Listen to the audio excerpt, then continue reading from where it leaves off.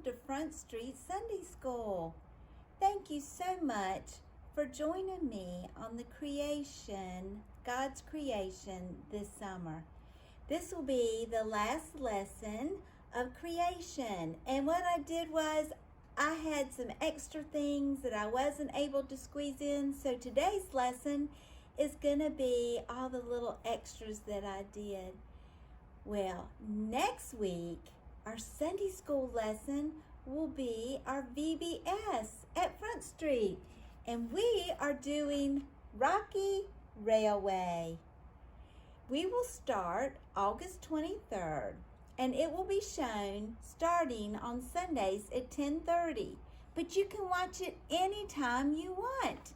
It will be on your computer, on Facebook and YouTube, anytime.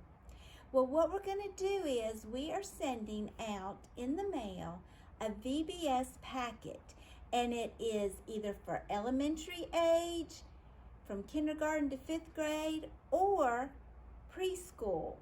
And if you were in preschool last year, that's what you're going to receive, is a preschool packet.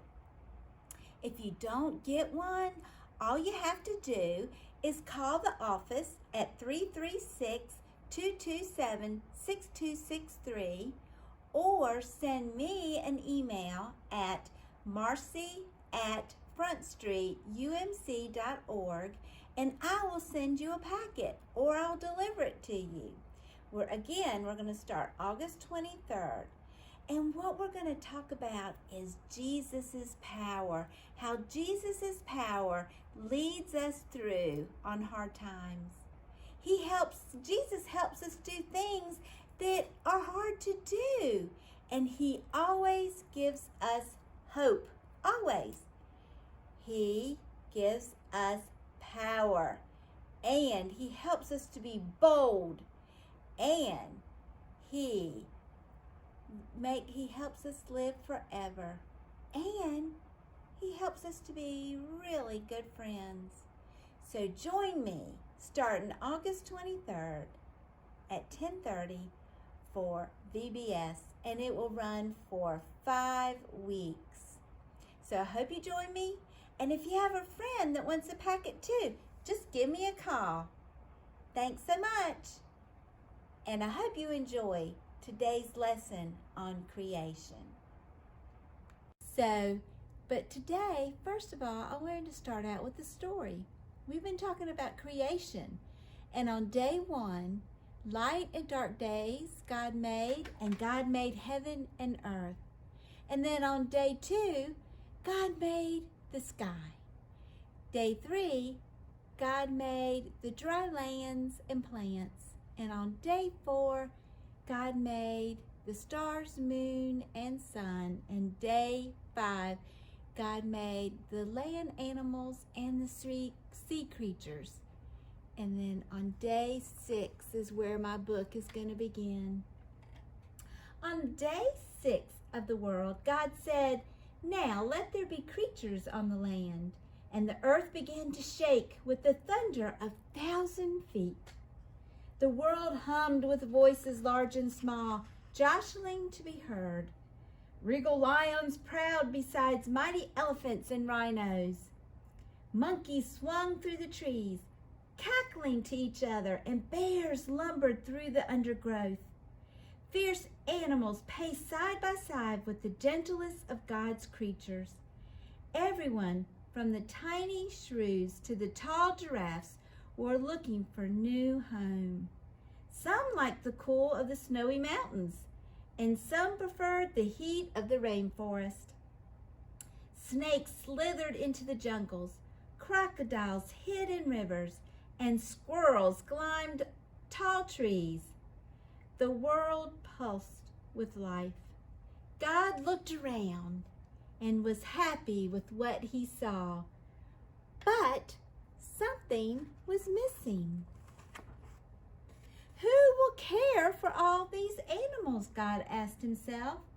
He took handfuls of earth and shaped 2 creatures who looked like him. He called them man and woman. As God poured his breath into them, The man and the woman began to move. They opened their eyes and stared around them in wonder. Slowly they stretched their arms and legs and rose to their feet. They stood in front of God, holding hands, as beautiful and innocent as the new world. God blessed them and named them Adam and Eve. The man was Adam and the woman was Eve. Your job is to look after the wonders I have created. He said, you will rule over the fish in the sea and the birds in the sky and every creature on the earth. You will have fruit to eat and water to drink. I want you to enjoy your life here. There's Eve, there's Adam, and look at the beautiful garden that God created for us. God's work was done. The world was every bit as beautiful as He had imagined. It was the seventh day, and God rested. Look at all the beauty that God created for us. Next, God made a beautiful garden for Adam and Eve and named it Eden. There were flowers and trees full of delicious fruit to eat and velvet soft grass to lie on. A sparkling stream gave Adam and Eve clean water to drink. God thought of everything.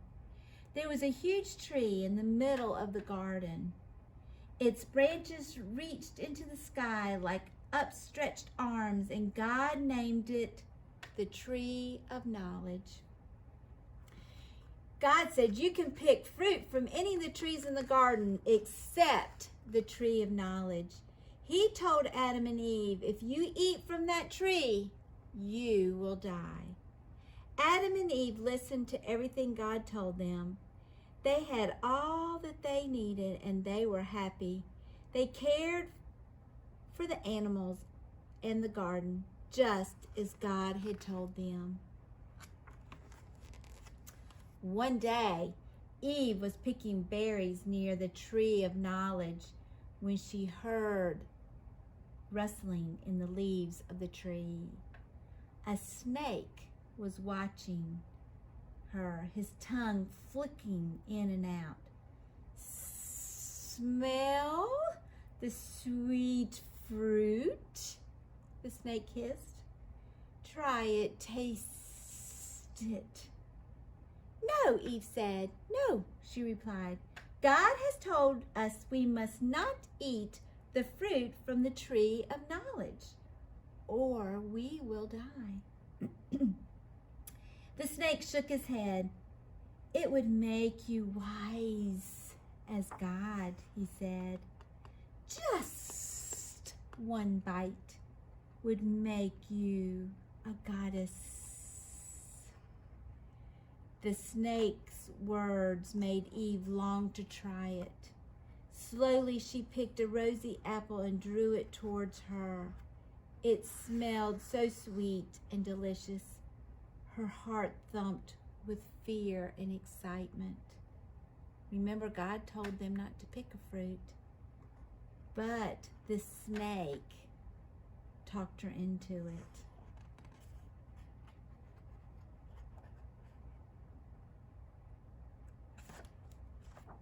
Eve could not resist. She took a tiny bite of the apple. Adam saw her and although he knew that was wrong, he burned with curiosity. So Eve handed him the apple and he tried it. Smiling, the snake slithered away. God knew at once what Adam and Eve had done. He was upset and angry. You must leave Eden, he told them. From now on, the lives of humankind will be full of trouble and worry. Now that you have eaten from the tree of knowledge, your bodies will eventually die. But I will find a way to save you. Adam and Eve shivered as the gates of Eden clanged shut behind them. Greed had taken them from a place of gentle breezes to a cruel world where the wind bit and the rain soaked their bodies. But God, who loves his people, gave Adam and Eve something very special. He gave them hope. Perhaps one day he told them humankind might yet return to the beautiful Garden of Eden and to the love of God.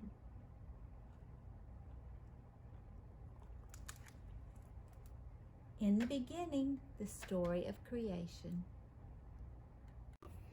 I wanted to explain a little bit about the book, about how Adam and Eve didn't listen to God and they took a bite out of the apple. They sinned. And I wanted to explain a little bit about the word sin to you. Temptation is all around us. And what I mean by temptation is that things that you're not supposed to do will pull you in to do it. And my temptation is chocolate.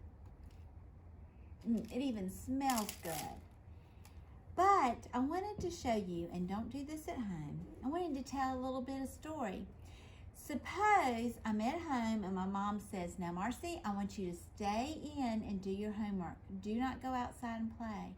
And then all of a sudden, someone's knocking on my door and I go and it's one of my friends and she says, Marcy, come on outside and play with us. And I'm like, I can't, I gotta stay home and do my homework. And they're like, no, we're only gonna be outside and play for just a little bit. You can do your homework later. And I'm like, okay. Well, and don't do this unless you had your mom and dad's help. Don't ever play with matches. Well, this is me. I shouldn't have been out. I should not go outside and play. I should stay in and do my homework. And I'm being pulled in. This is me. I am being pulled in by temptation. See how it's pulling in? The sin is pulling me into it to make me choose to do the bad thing. It pulls you in. It makes you tempted. It makes you want to do it even though you know in your heart you shouldn't do it. See how the sin is pulling me in? But the one thing that can stop that is God's love in your heart. Right here in God's love. If you pray to God and ask for God's help, God will help you make the right choice. Well, look what I found. It's just another one of God's miracles, and it is a toad. If you look, his skin is very bumpy. Now there's a difference between a toad and a frog. He is very, very bumpy, so he's a toad. He likes to get in trees. He'll get on the side of my house. Whoop! And he has some strong legs. I'll let him go in just a minute. His feet, a frog, their feet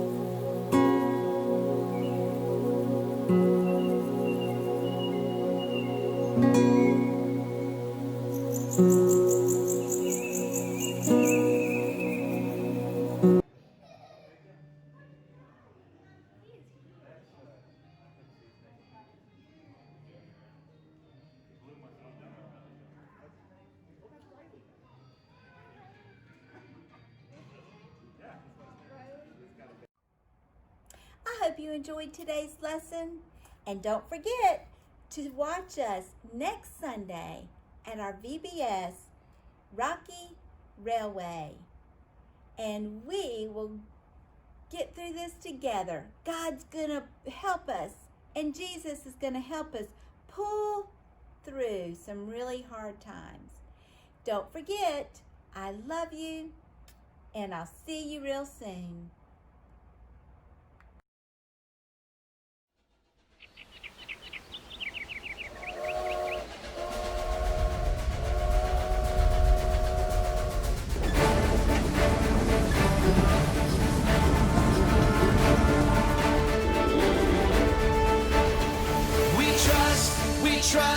We trust in you, Jesus. You're